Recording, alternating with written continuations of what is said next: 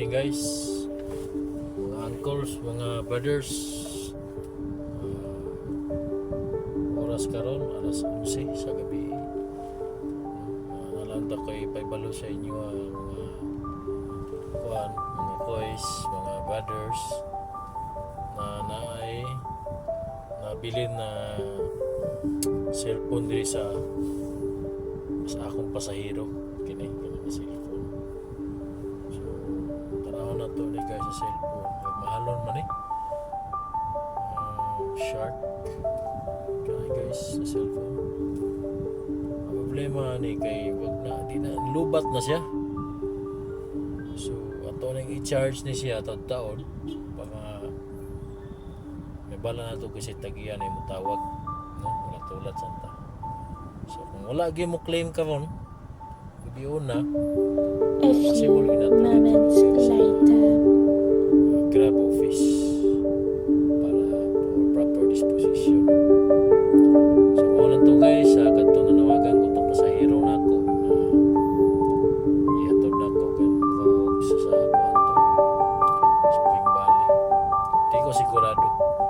So at least ang tawag mo or may balo mo na inyo ng cellphone, automatic uli na to, no? Tatak MCGI.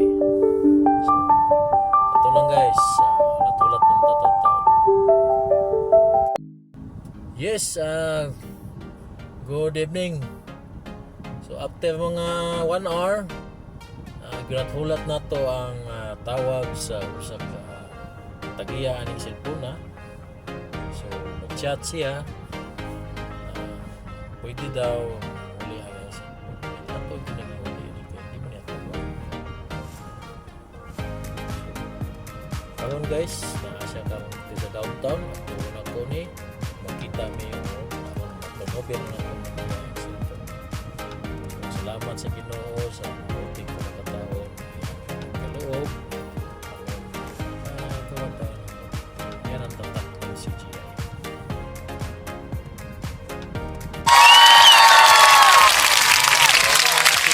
Yung cellphone, nag-usap kami na siyempre yung service natin is Grab. Siyempre, malayo-layo din yung lugar niya ngayon.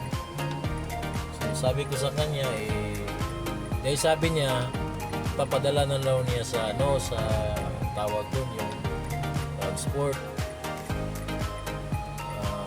gaya ng Maxim, ganun. Sabi ko naman, ihatid ko na sa'yo kung nasan ka ngayon, ihatid ko na sa'yo. Tapos ano lang tayo, yung magkano yung rate ng Grab punta dyan, yun lang mabayaran.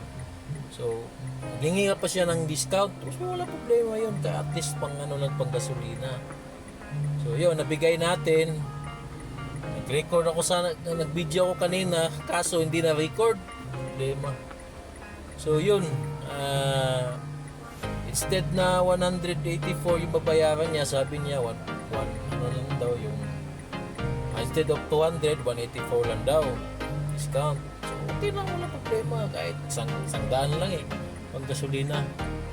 Binigay niya sa akin mga coins is, mga kapatid, is 500.